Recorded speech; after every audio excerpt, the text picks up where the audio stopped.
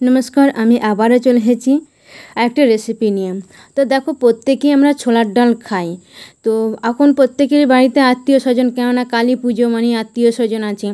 তো সকালে টিফিনে ভাবছো কী করব, তো এইভাবে একবার ছোলার ডালটা বানিয়ে দেখো। তো প্রথম থেকে লাস্ট পর্যন্ত ভিডিওটা দেখতে থাকো, না স্কিপ করে।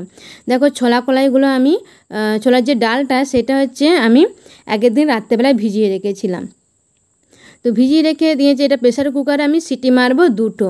এরপর তোমাদের প্রেসার কুকারে কীরকম কি সিটি মারলে যেটা সুবিধা হবে সেটা তোমরা করে নেবে। আমি ছোলার ডালটা সিদ্ধ হয়ে গেলে কীরকমভাবে থাকবে সেটাও আমি তোমাদের কাছে দেখিয়ে দেবো। তো এখানে আমি প্রেসার কুকারে সিটি বয়স করে দিয়েছি সিদ্ধ করতে। আর এই ধারে আমি রসুন নিয়ে নিয়েছি হাফ কোয়া, একটা টমেটো নিয়ে নিয়েছি, আর একটা পেঁয়াজ নিয়ে নিয়েছি। আর তাতে গরম মশলাগুলো নিয়ে নিয়েছি, গোটা গরম মশলা নিয়েছি, আর শিলনোড়াতে একটু করে থেতো করে নিয়েছি। এখানে কি ছিল দেখো, ছোলার ডালটা এরকমভাবে সিদ্ধ হয়ে যাবে, তোমাদেরকে দেখো দেখিয়ে দিচ্ছি। তো এইখানে ছিল লং, ছোটো এলাচ, গোলমরিচ আর দারচিনিটা তোমাদেরকে দেখাতে ভুলে গেছিলাম। দারচিনি 1 টুকরোর মতন ছিল, তেজপাতা, শুকনো লঙ্কা। তো এইখানে দেখো কড়াই জ্বালিয়ে দিয়েছি, যেহেতু সিদ্ধ হয়ে গেছে এখানে কড়াই জ্বালিয়ে জিরে ফোড়ন দিয়ে দিয়েছি, গোটা জিরে।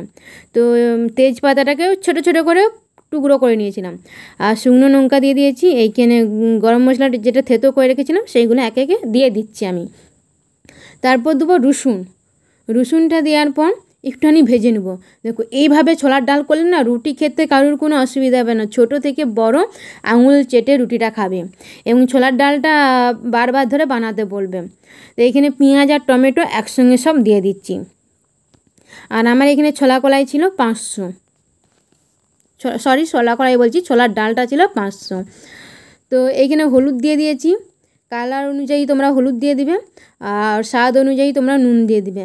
আর তোমরা যদি এখানে চিনি খেতে চাও অবশ্যই চিনিটা দিবে, কিন্তু আমি চিনি ছাড়াই করেছিলাম। চিনি ছাড়াই করলে কি হয় না, খুব সুন্দর খেতে হয়, এবং চাপ চাপ হবে ডালটা, ছোলার ডালটা। দেখতে পাচ্ছি আমি একটু ভেজে নিচ্ছি জাস্ট।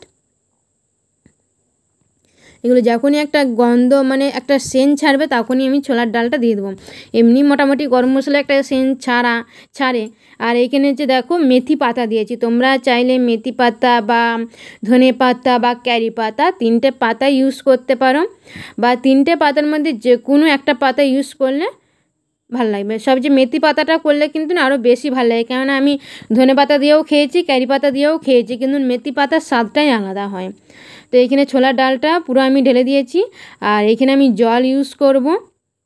আরেকটা আমি দেবো যে বেসন, যে গোলাটা আছে না, বেসন যে ভেজে গুঁড়ো, আমি এর আগে সবজির মশলাটা আমার দেখেছিল হয়তো, মানে গ্রেভি রাখতে চাইলে কি করতে হয়।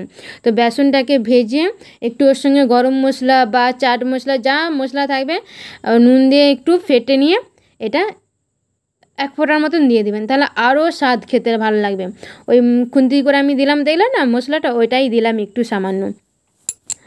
যদি না হয় একটা এই মশলাটা নিয়ে আরেকদিন আসবো। তো এইভাবে করে ছোলার ডালটা আমার হয়েই গেছে, আমি এরপর নামিয়ে নেবো। দেখো ফুটতে দিয়েছি, ফুটে গেলেই হয়ে যাবে, আমি নামিয়ে নেবো। তো এইখানে রুটির সঙ্গেও খেতে ভালো লাগবে, ভাতের সঙ্গেও খেতে ভালো লাগবে, আর মুড়ির সঙ্গেও খেতেও ভালো লাগবে, আর লুচি পরোটা সবেরই সঙ্গেই খেতে ভালো লাগবে। একবার অন্তত ট্রাই করে দেখো, খুবই ভালো লাগবে। আর যারা ইউটিউব থেকে দেখছো অবশ্যই ইউটিউবের সাবস্ক্রাইব করে রাখবে, ফলো করে রাখবে। আর ফেসবুক থেকে যারা দেখছো ফেসবুকের পেজটা ফলো করে রাখবে, এবং কমেন্ট লাইক অবশ্যই তোমরা কমেন্টের মাধ্যমে জানাবে কেমন হয়েছে না হয়েছে। তো দেখো আমি নামিয়ে নিয়েছি, খুব সুন্দর কালারটাও এসেছে। তো এইখানে দেখো চাপ হয়ে গেছে, তোমরা যেরকমভাবে খেতে চাইবে সেরকমভাবে ঝোলটা করবে। চাপ করতে চাইলে চাপ করবে, এবং আর একটু রস রাখতে চাইলে একটু রস রাখবে।